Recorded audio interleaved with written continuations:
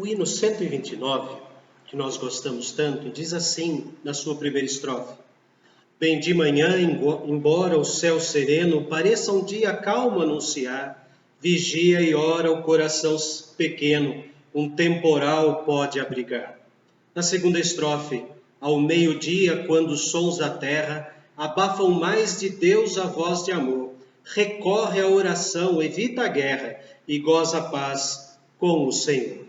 Nesses dias em que nós estamos passando, existem muitos momentos desta forma. Acordamos de manhã, um céu sereno, bonito, mas as notícias chegam e vão mostrando uma certa tempestade, alguns trovões que não gostamos de ouvir sobre aquele outro país. O número de contaminados aumentou, o número de mortos também aumentou, e mais aquela briga entre os políticos, e acabamos vendo que aquele dia que nasceu bonito acabou se transformando num dia de tempestade. Davi, escrevendo o Salmo 29, ele fala a respeito de como devemos olhar as tempestades da vida. Salmo 29, Davi diz assim: Tributai ao Senhor, filhos de Deus, tributai ao Senhor glória e força. Tributai ao Senhor a glória devida ao seu nome. Adorai o Senhor na beleza da santidade. Ouve-se a voz do Senhor sobre as águas. Troveja o Deus da glória. O Senhor está sobre as muitas águas. A voz do Senhor é poderosa. A voz do Senhor é cheia de majestade. A voz do Senhor quebra os cedros. Sim, o Senhor despedaça os cedros do Líbano. Ele faz saltar como um bezerro o Líbano e o Sirion, como bois selvagens. A voz do Senhor despede chamas de fogo. A voz do Senhor faz tremer o deserto. O Senhor faz tremer o deserto de Cádiz. A voz do Senhor faz dar cria às corças e desnuda os bosques. E no seu templo tudo diz glória. O Senhor preside aos dilúvios. Como rei presidirá para sempre. O Senhor dá força ao seu povo. O Senhor abençoa com paz ao seu povo. Conforme disse o hino, que pareça um dia calmo anunciar, temos que continuar vigiando e orando. Vigiando o quê? Vigiando por cima do muro para ver se tem alguém andando na rua e não deveria andar, pegar a carteira de cada um para saber quantos anos tem? É claro que não. Vigiar é prestar atenção em quem Deus é. E orar, falar com Deus. E aqui diz que devemos prestar atenção em quem Deus é. Um fato interessante no Salmo 29 é que nestes poucos 11 versículos, ele fala 17 vezes a palavra Senhor, ou Yahvé, como o libertador, o revelador, aquele que executa a salvação. Aparecem 3 vezes a convocação para tributar, dar a ele a glória devida ao seu nome. E por 7 vezes aparece a expressão a voz do Senhor. Por que isso? Para mostrar que Deus é rei acima das tempestades. Deus está acima de tudo aquilo que vem tentar nos inundar o coração, a esperança, a fé. Diz aqui que ele preside aos dilúvios. O Senhor presidirá os dilúvios para sempre. Então nada vem transferir para nós o medo, nada deve fazer isso. Mas tem outras coisas interessantes que o Salmo fala, quando diz, a partir do versículo 3, ele diz assim: ouve-se a voz do Senhor sobre as águas, troveja o Deus da glória, o Senhor está sobre as muitas águas. Depois vem no versículo 6, fala assim: ele o faz que os cedros do Líbano, ele o faz saltar como bezerros, o Líbano e o Sirion, como bois selvagens. Depois diz no versículo 8, a voz do Senhor faz tremer o deserto, o Senhor faz tremer o deserto de Cádiz. Juntando esses 3 versículos, nós vamos reconhecer o lugar onde nascem as águas do Rio Jordão. Nasce lá em cima, lá perto do Líbano, na fronteira entre Israel, o Líbano e a Síria. Ali começa no Monte Hermon, toda manhã, conforme o Salmo 133 fala, o orvalho do Monte Hermon, ele começa a descer sobre a montanha, e ali ele escorre, começa a percorrer o deserto, e ele vai até o deserto de Cádiz, que fica ao sul do Mar Morto. Ou seja, mostra que Deus preside as muitas águas, toma conta das muitas águas, ele faz com que o orvalho derreta e venha encher o mar da Galileia, depois corre como o Rio Jordão e termina lá no Mar Morto. É aquele que fez isso. Deus acompanha com bênçãos todo esse caminho da tempestade. Ele comanda com a sua voz poderosa todos aqueles que estão sedentos. Ele vai passando pelos desertos, como ele é a fonte da água da vida, mata a nossa sede. Mas os problemas surgem, as tempestades se anunciam, e o texto começa dizendo assim: tributai ao Senhor, filhos de Deus. Filhos de Deus. A humanidade não é filha de Deus. Só são filhos de Deus aqueles que creem no seu nome. Conforme João capítulo 1, versículo 12 fala, que somente aqueles que reconhecem e que aceitam, esses são chamados de filhos. Filhos, enquanto a tempestade está aparecendo, façam uma coisa: tributem ao Senhor, tributem glória, grandeza e força.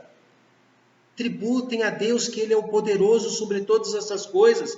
No versículo 2 fala ainda o seguinte: adorai o Senhor na beleza, no esplendor da sua santidade. Se prostre diante da santidade de Deus. Enquanto a tempestade está chegando, as nuvens começam a ficar negras, se prostre em adoração.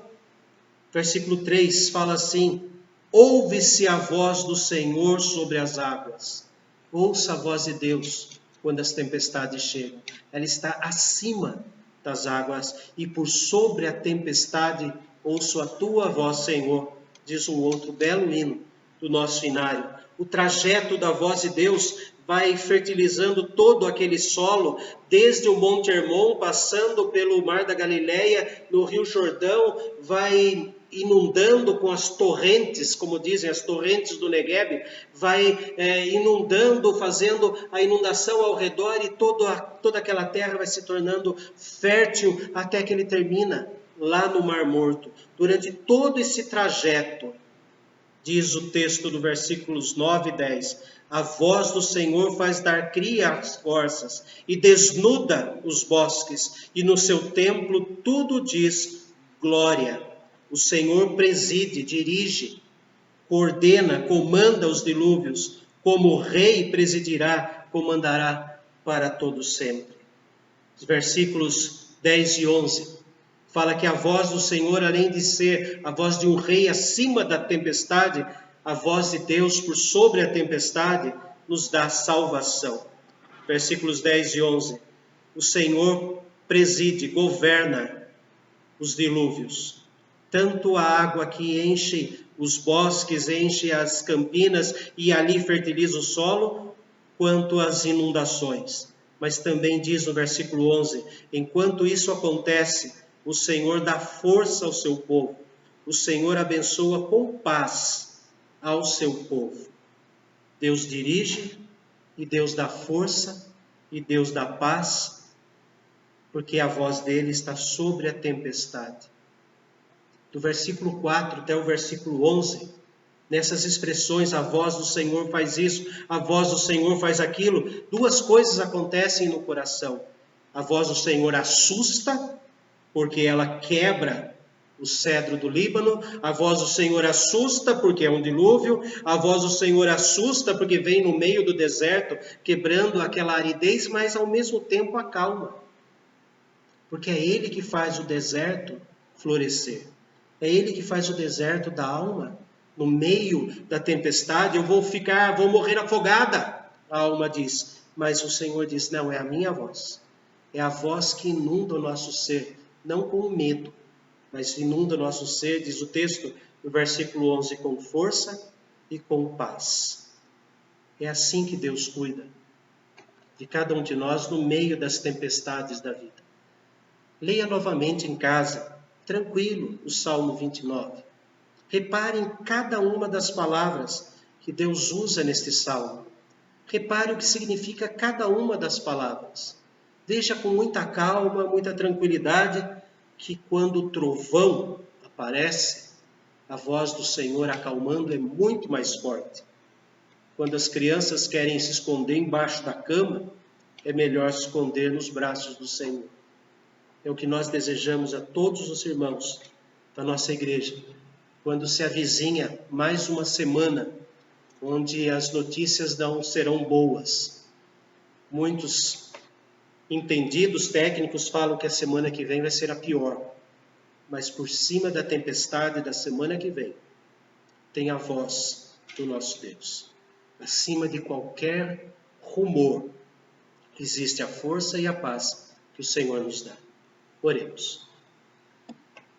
Senhor, nós sabemos que a humanidade fala e teme diante do coronavírus e tudo que pode acontecer, tanto com relação à saúde quanto com relação à economia, e cada voz que grita é um trovão, é um relâmpago de uma tempestade que se anuncia e que vem trazer incômodo, e vem trazer apreensão, e vem trazer medo no meio de todas as famílias.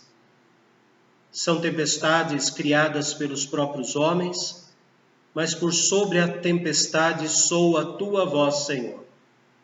O Senhor preside tudo aquilo que há de acontecer no nosso planeta. O Senhor sabe como controlar esse coronavírus, porque foi o Senhor quem criou todas as coisas que vivem neste planeta e no universo. Nas tuas mãos estão os planetas. Existem certas postagens, ó Deus, que mostram o desespero de alguém, mostrando, gritando, chorando, falando que precisam orar e orar e orar, porque o diabo está vencendo a guerra. O diabo é eternamente uma criatura, Senhor, e ele só age com a tua permissão, conforme o livro de Jó nos ensina. O Senhor é maior que ele. Não existe o equilíbrio entre o bem e o mal nesta terra, porque o Senhor é o bem supremo, eterno, criador de todas as coisas. O Senhor está acima de tudo isso. As nossas orações não são combustível para que o Senhor seja mais forte que o diabo. As nossas orações são uma conversa nossa contigo, pedindo que o Senhor coloque o combustível da fé, da paz, da força no nosso coração. O Senhor não fica fraco com as investidas do diabo. Não, o Senhor é quem comanda todas as coisas.